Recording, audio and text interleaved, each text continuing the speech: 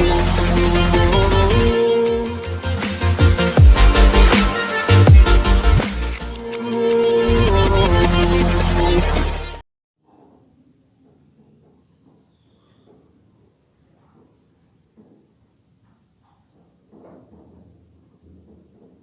बच्चों, good morning. मैं हिंदी शिक्षक एन.के. शास्त्री आज अपने इस वीडियो में लेकर आया हूँ लोकोक्तियाँ। हिंदी व्याकरण का प्रकरण टॉपिक आज हम पढ़ेंगे लोकोक्तियाँ।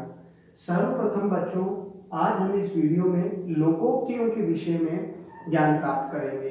लोकोक्तियाँ क्या होती है और हिंदी साहित्य तथा व्याकरण में उनका क्या महत्व होता है। जैसा कि आपको नाम से लग रहा है, नाम से अर्थ का बोध हो रहा है, लोकोक्तियां यानी कि लोक माने मनुष्य के द्वारा, लोगों के द्वारा, उक्तियां माने कही गई बातें। जब वो बातें हिंदी व्याकरण साहित्य में आ जाती है तो वह लोकोक्तियां कहलाती है या कहावतें भी कहलाती है। लोकोक्तियां अथवा कहावतें।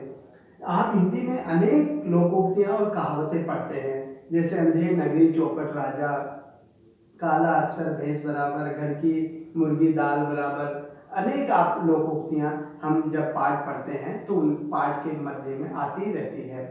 दोस्तों, आपको एक बात और मैं बता दूं कि हिंदी में लोकोक्तियां और मुहावरे ज्ञान का भंडार है, ज्ञान को बढ़ाती है। दूसरी बात यह है कि कम शब्दों में अधिक अर्थ बताने की क्षमता रखती है।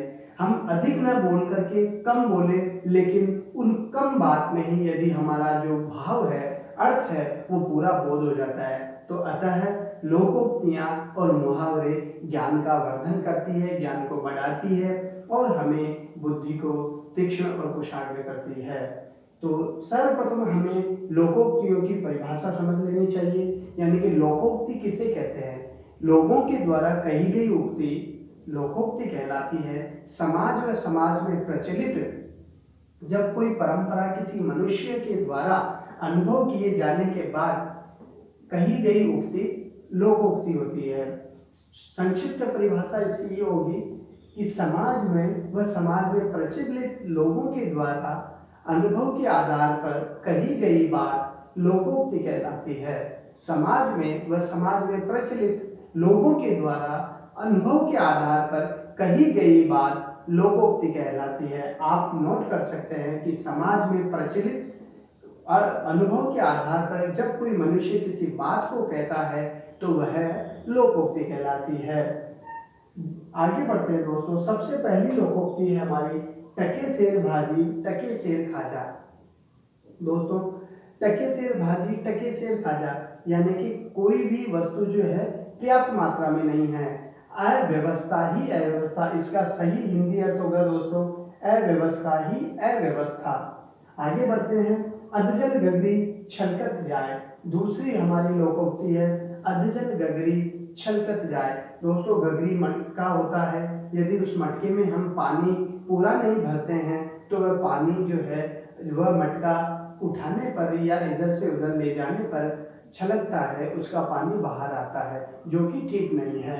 तो इससे ही हम अर्थ की बोध करें तो अर्थ आपका दोस्तों ये होगा अधजल गगरी छलकत जाए, यानी कि कम पढ़ा लिखा इंसान इतराता अधिक है, अर्थात अभिमान करता है। एक अनार सौ विमान, वस्तु कम और चाहने वाले अधिक। एक अनार है आपके पास और उसके खरीदार बहुत है, तो इसका अर्थ होता है कि वस्तु कम और चाहने वाले अधिक। काला अक्षर भैंस बराबर, काला अक्षर भैंस बिल्कुल काला अक्षर भैंस बराबर, अर्थात जिसको हम जो अनपढ़ है बिल्कुल ऐसा जो निरक्षर है। आम के आम गुठलियों के दाम। दोस्तों, आम के तो आम आप प्राप्त कर लेते हैं और जो उसके बाद में जो ग्राह्य नहीं है, गुठलियां हैं, उसके भी यदि आप दाम बांट लेते हैं तो आपको एक वस्तु से दो लाभ प्राप्त हो रहे हैं, तो इसका अर्थ हो जाएगा दोहरा लाभ। आम के आम गुठलियों के दाम दोहरा लाभ। दोस्तों, आगे बात करते हैं। घर की मुर्गी दाल बराबर, यानी कि घर की मुर्गी दाल बराबर। घर की वस्तु का सम्मान नहीं होना, घर की वस्तु को आदर न मिलना। सावन हरे न भादो सुखे। आगे दोस्तों, सावन हरे न भादो सुखे। सावन और भाद्र में एक समान स्थिति रहना, कोई तो सदा एक समान रहना, सदा एक समान रहना। सावन ना नौमन तेल होगा, ना राधा नाचेगी। आगे की जो लोकोक्ति है दोस्तों, ना नौमन तेल होगा और ना राधा नाचेगी, यानी कि किसी कार्य के लिए आपके पास तेल होगा नहीं तो राधा नाचेगी भी नहीं। अर्थात आपको आप ऐसी कोई कंडीशन या शर्त रख देते हैं जिससे कि अगले व्यक्ति के लिए बड़ी इम्पॉसिबल होती है।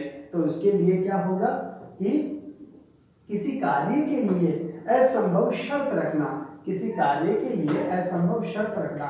ना नौमन तेल होगा और ना राधा नाचेगी। छछूंदर के सिर में चमेली का तेल, छछूंदर के सिर में चमेली का तेल, यानी कि अयोग्य व्यक्ति को अच्छी वस्तु का मिल जाना, अयोग्य व्यक्ति को उसको अच्छी वस्तु मिल जाना जो कि उसका महत्व नहीं जानता है। हाथ कंगन को आरसी क्या, उर्दू पढ़े को फारसी क्या।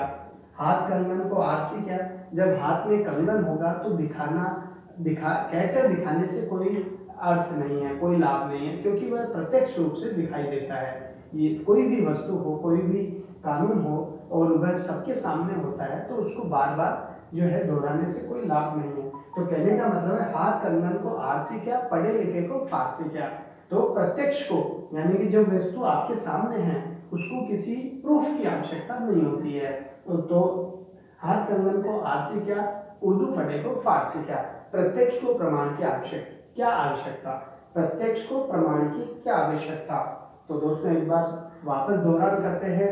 टके शेर भाजी, टके शेर खाजा, अव्यवस्था ही अव्यवस्था। इसका अर्थ दोस्तों अव्यवस्था ही अव्यवस्था, यानी कि जिस तरह से आप अव्यवस्था देखते हैं, जब कोई भी जिम्मेदार नागरिक न बनने के बाद में उसके कार्यकाल में अव्यवस्थाओं का मंजर देखा जाता है। तो टके शेर बाजी टके शेर खाजा, अधजल गगरी छलकत जाए। रामू ने कक्षा 5 क्या पढ़ ली, वह तो इतराने लगा। अब यह तो वह बात हुई, अधजल गगरी छलकत जाए। एक अनाथ 100 बीमार, एक वस्तु कम और चाहने वाले अधिक। राज्य सरकार ने 1000 पदों पर भर्ती निकाली, आवेदन 10 लाख आए। तो इसका अर्थ यह हुआ एक अनाथ 100 बीमार। एक अनाथ काला अक्षर भेष बराबर। रामू को क्या समझाना, उसके लिए तो यह पत्र काला अक्षर भेष बराबर है। काला अक्षर भेष बराबर, बिल्कुल अनपढ़, आम के आम गुठलियों के दाम, एक वस्तु से दोहरा लाभ, यानी कि दोहरा लाभ। घर की मुर्गी दाल बराबर, घर की वस्तु का आदर नहीं होता है। सावन हरे न भादो सूखे, सदा एक समान रहना। ना नौमन तेल होगा, ना राधा नाचेगी, किसी कार्य के लिए असंभव शर्त रखना। छछूंदर के सिर में चमेली का तेल, छछूंदर के अयोग्य व्यक्ति को उपयोगी वस्तु मिलना, अयोग्य व्यक्ति को अच्छी चीज मिलना। हाथ कंगन को आरसी क्या, उर्दू पढ़े को फारसी क्या। प्रत्यक्ष को प्रमाण की आवश्यकता नहीं होती है। दोस्तों उम्मीद करता हूँ आपको लोकोक्तियों के बारे में ज्ञान प्राप्त हुआ। आप इसी तरह से मेरे चैनल के साथ मुझे देखते रहिए, सुनते रहिए और अब चैनल को लाइक और शेयर तथा सब्सक्राइब करना ना भूलें, जिससे कि आप घर बैठे आप हिंदी और संस्कृत व्याकरण के लिए मोर अपडेट्स प्राप्त कर सकें। धन्यवाद।